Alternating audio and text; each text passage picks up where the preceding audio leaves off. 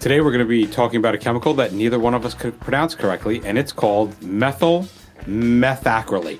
Did I get that right? Sure. And it's the thing that's going on in California right now. So what the hell is going on with that? We'll find out today.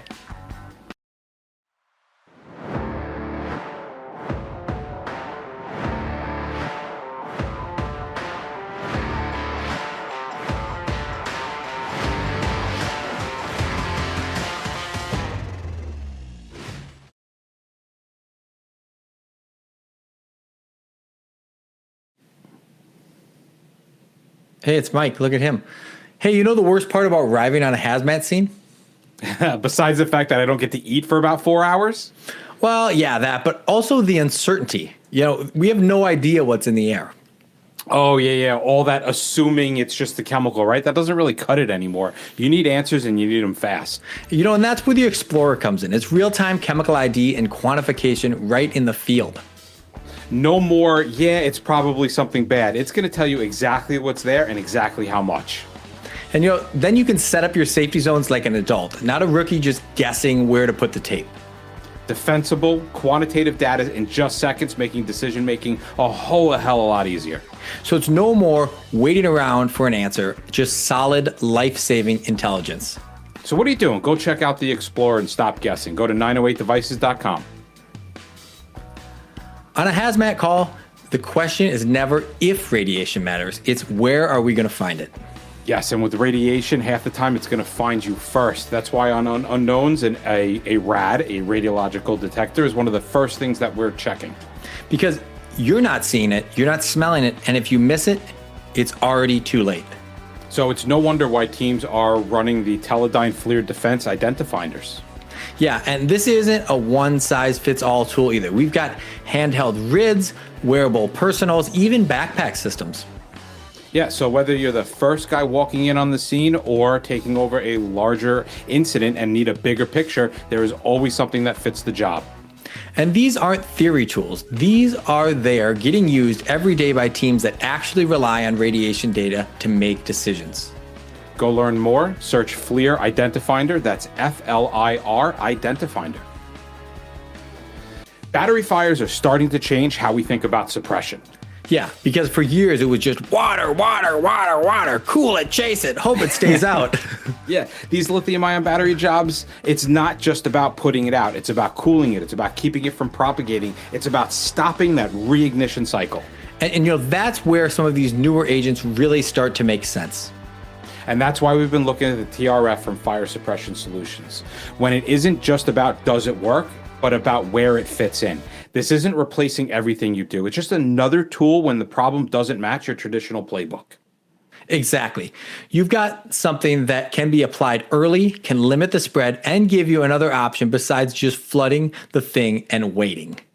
Depending on how your team operates, they've got a setup to do it different ways. Smaller portable options, all the way up to bulk kits where you're building a bigger response protocol. So this isn't just us saying this is the answer. This is us saying the problem is changing, and this might be one of the tools that makes sense to put in your playbook. So go check out Fire Suppression Solutions, hit the link in the show notes, and see how TRF could fit into your response model. Hey. Are we started? Hey, hi, buddy. I think so. Okay, what's going awesome. This is great. This has been an SHIT show so far, so I'm excited for this this episode. It's always a little bit chaotic when you get me and Mike chatting, but to bring this thing back in, to reel it in, you know, there's actually a pretty serious hazmat incident that's kind of captivating the minds of the nation happening in Garden Grove, California right now. And we've been tracking it. It's been happening for the last few days now, and we're kind of all sitting on our hands waiting to see what is going to come of it. So, okay, well, I'm not, because I've been traveling so much. I'm completely out of the loop on anything that's happening. So what the hell are you talking about? Okay, so basically, there's an aerospace manufacturing facility just outside of Los Angeles. And they have had an event happen where one of their refrigeration units that normally keeps this commodity, which we kind of jokingly referred to as methyl, oh my God, what the hell is it? We're going to call it MMA for the sake of this podcast, right? It has this commodity, which is a monomer, which we'll get into talking about monomers and polymers here in a little bit, but it has this commodity that's normally refrigerated. That refrigeration system failed, and it's causing a runaway polymerization reaction to occur, which we'll also talk about. And what that is doing is it's causing heat, it's causing pressure, and ultimately they're worried about the rupture of this container. They've subsequently evacuated almost 50,000 people from their homes in that area. And this is for multiple days now. And so the whole world is wondering, what is going to happen and why the heck do we have to leave our houses? What is the danger? What is going on? There's all these questions. And frankly, as I've been reading some of the news articles and following the story, there's just been some flagrantly wrong information. There's been some kind of misunderstood information. And then there's been like a lot of information that has been really interesting to follow along with as they kind of try to solve this problem. But basically they're sitting on multiple containers, a total of around 6,000 gallons of this product. And it's heating up, and it's beyond the point that the temperature gauges inside of these containers can measure. And so they're trying their best to keep it cool, which for reasons we'll explain later. But they're holding it at bay for now, but everyone's kind of sitting on their hands and waiting. Is this thing going to explode? Is it going to not? Who knows? Okay, so we've got a polymerization action happening here, right? This isn't an organic peroxide. This isn't decomposing. This is polymerizing. That's what the worry is, right? Yes. So we'll break that down for someone. A lot of the people listening to this show understand that, but let's break it down to simple terms, right? So the way I explain a polymerization reaction is that you have monomers and polymers, right? Monomers are these individual chain links. Imagine as a chain link, you have a bag of it. That is the liquid form of this monomer. And there's all these loose chain links in this bag. And through different ways, in this example, heat happens, which causes these chain links to start to latch together. And now we don't have individual links, but we're starting to form a chain. And as that reaction occurs, as these molecules link up, they go from monomers to polymers. Heat is released in an exothermic reaction. When heat is released inside of a vessel, we have an increase in pressure. And inside of pressure, inside of a vessel, we have the risk for an explosion. So there is a very rudimentary explanation of what polymerization is, and there's not really a super great way to stop it. Go ahead. So like almost like a Blevy explosion. Not quite. But so that's a really great segue, because I've actually seen some quotes even from the people involved where they've talked about, we were worried that a Blevy is going to happen.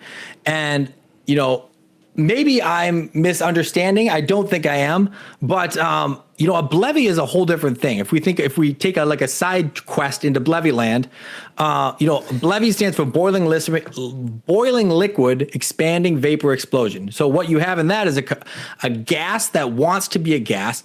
You push it down through pressure and make it a liquid. You mush all those molecules together, and then you're going to have liquid, despite the fact that naturally that commodity wants to be a gas. And if you apply heat to it, you increase the vapor pressure inside of the space. That vapor needs to go somewhere. So usually these containers will have some sort of pressure relief device. So the pressure gets released outside of that device. And what you'll see is that there's a vapor space and a liquid space. The vapor space always sits on top of the liquid space.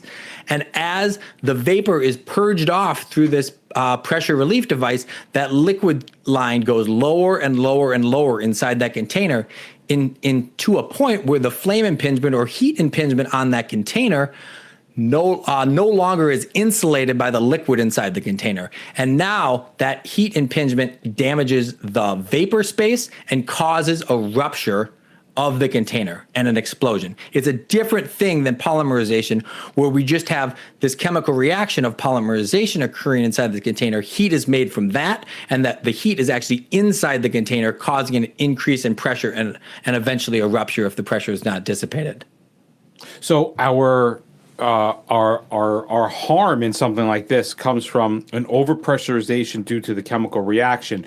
We still get an energy release. We still get a explosion-like event, but we just can't. If we're being technical douchebags, like we like to say in the classroom, technical douchebaggery makes us go, no, dude, this isn't a BLEVE. This is a polymerization reaction.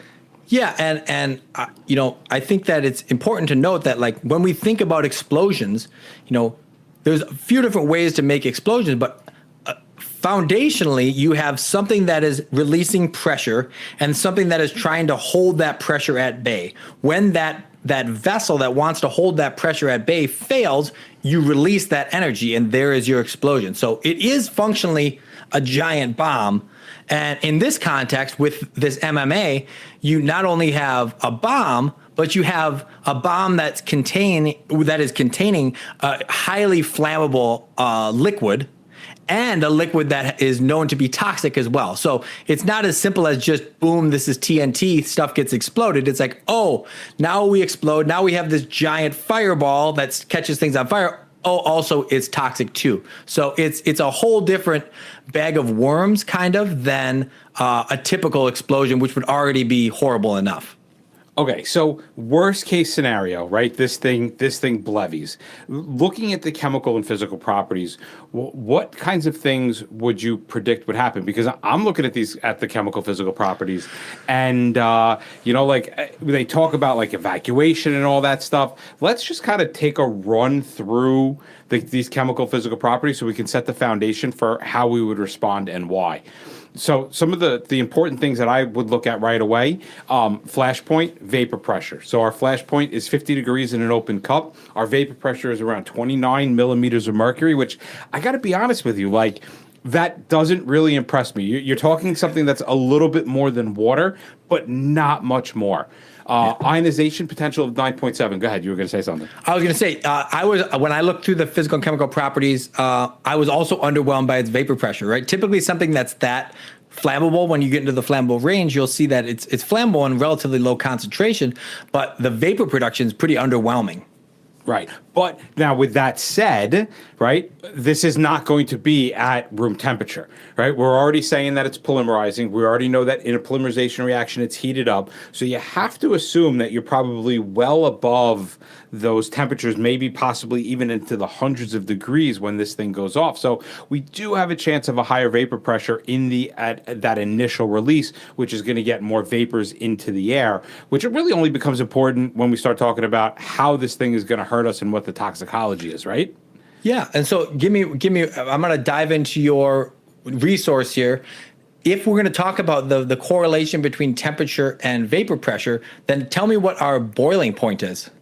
Oh, well, our boiling point is 214 degrees. So we can kind of already set a curve very close to water, right? So as we start to go up towards the 200 degree mark, we know that the vapor pressure is rising in the upper hundreds. So we know that if we're pushing atmospheric normal atmospheric temperature to the limits of that, 100, if we get into the mid hundreds, our vapor pressure is exponentially increasing its way up to 760, which it would hit at that 200 and some odd degrees. So despite the fact that its vapor pressure says it's, barely better than water, with a little bit of temperature, we can quickly find our way up to a very evaporative liquid.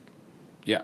And just under that, I'm seeing an ionization potential of 9.7, which to me, I'm like, that's great, because if and when it BLEVEs or leaks, I can really easily find it with a PID. And that's the next layer. Today's episode is brought to you by Rigaku Analytical Devices, who are the folks who've been perfecting the 1064 nanometer Raman longer than a lot of us have even been doing hazmat. They just launched their fourth generation analyzer, the Icon X, built specifically for real world stuff that hazmat teams that we have to deal with every day, right? We're talking dirty powders, mixed materials, dyes, colors, all the things that make our instruments go into temper tantrums. And the 1064 nanometer laser means reduced fluorescence, so you have fast, reliable chemical ID in under a minute without just looking at a blank screen wondering why you didn't go to the last training. This is an entirely new platform. This isn't just some software upgrade, right? It is a whole new toolbox. It supports new accessories, standoff analyzations. That's all new, and all that stuff comes together to help you get answers without getting too close. So if you want an analyzer that's been evolving right alongside the hazmat world, check out Rigaku's newest Raman at rigakuanalytical.com. You know what I love about the city? Playing hipster or homeless? Ooh, no. My favorite is the e-scooter gangs. Oh, yes, because nothing screams hazmat like a battery that's about to go nuclear. Well, that's where Obexian FR comes and saves the day. Yeah, of course it is. It's lightweight, mobile-friendly, designed for first responders because the last thing we need is extra weight when things start heating up. Well, not only that, but it's also third-party tested to lower toxic gas emissions below IDLH levels. So once it's overpacked, you don't have to worry about breathing it. And if you need more, Obexian FR comes by the pallet load or certified polydrum kits. Which is great when you're thinking to yourself, holy crap, we're going to need a lot. Yeah. So protect your team and your lungs. To learn more, go to hazmatguys.dgeo.com. That's hazmatguys.dgeo.com.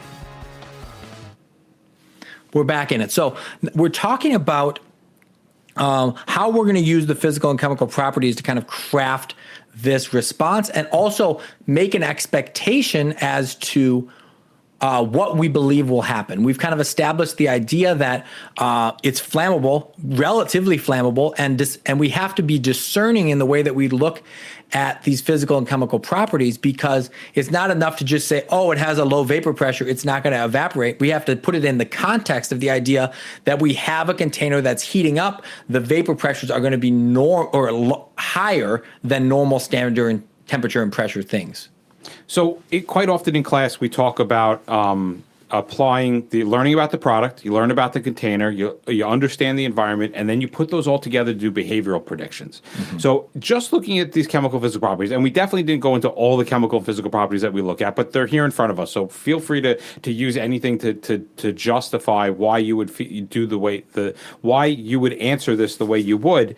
If I'm going to predict behavior, what do you see as the potential outcome once this polymerizes? Like, what are the two? Because I see two potential options that could happen once this thing explodes.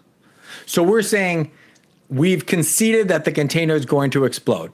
Yeah, let's do worst case scenario. Yep. Worst case scenario.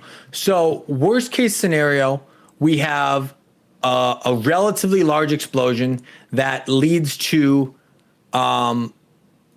quite a bit of fire. And by that, I mean like the surrounding area will probably have some fires that will make a problem. And they're going to be hazmat related fires. So it's not as simple as like, oh, a house fire, go drag your hose and water. We're going to have to, there's going to be a whole hell of a lot of operations to put those fires out in a safe, controlled way.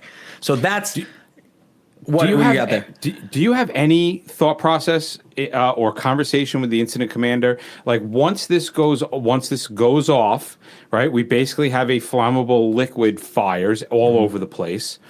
But the material itself is extremely toxic. So is there a conversation about, hey, boss, maybe we should just let this burn for a little bit before we go starting to put out the fires? Like, let's make sure the chemicals have burned off before we go putting out structures. That's totally a reasonable concern. Probably once again, like one of the hardest things about being a hazmat IC is making those difficult decisions, right? It's to say, hey, I know this isn't going to look very good, and it might not make a lot of sense to people outside of the informed community, but the most safe and logical decision is to let some of these structures burn because the risk is too high. The other thing you're going to need to think about is like, okay, if we're going to have a flammable liquid fire, say we're not going to wait, we're going to need a whole hell of a lot of foam, because that's how we're going to put out a flammable liquid fire if that's what we're going to deal with. So that's a whole nother thing that most municipalities don't just have, like, totes and totes and totes of foam like you might find at like a refinery or something like that. Yeah, and just doing a quick dive into, right? Let's say we do have that conversation. You need to have a thought of, okay, it's going to go on fire. That doesn't necessarily mean the hazard disappears, right? You might trade in one devil for an even worse devil. And if we were to look at this under like ideal conditions, we're looking at a byproduct of carbon dioxide and water. However, we know that nothing burns in ideal conditions. So we're talking about incomplete combustion. So what are some of the things that can be produced during incomplete combustion? And we're looking at things like carbon monoxide, carbon dioxide. That's not really a big deal. Who really cares about them? But then we start to get into some other things like acritic smoke, acrylate vapors, aldehydes, ketones, organic acids, hydrocarbons of soot and smoke, where we sit and we go, it's possible that the smoke from these things may be worse than the actual product itself, especially when you consider some of their vapor pressures and what they're going to do once they get into the air. For sure. And so I don't want to be all doom and gloom, right? Let's talk. It is fun, but let's talk about what are some of the things that these crews on the ground can do, will do, have done, and then how we can have a maybe less bad outcome potentially. Okay, so what is, if I haven't been following what their directions have been, so what are some of the things that they're doing? Because some of my initial thoughts after kind of evacuating the area might be things along the lines of, well, why don't we let it out of its container? That's a totally reasonable thing to do. And that's kind of the classic polymerization hazmat lesson, which is, well, you can either have, once the polymerization reaction starts, you can either have the polymerization reaction and a mess, or the polymerization reaction, a mess and an explosion. So we choose no explosion. The better of two options is that. But the complication is that releasing this outside of its container makes a flammable liquid, also makes a toxic liquid. So they're trying not to do that. And so another option that you could do is add an inhibitor, which is a thing that we haven't really talked about yet. But one thing that they do a lot of the times, if they don't have refrigeration capabilities, or even on top of refrigeration capabilities, they can add another chemical additive called an inhibitor, which works for a period of time to stop this polymerization action from occurring.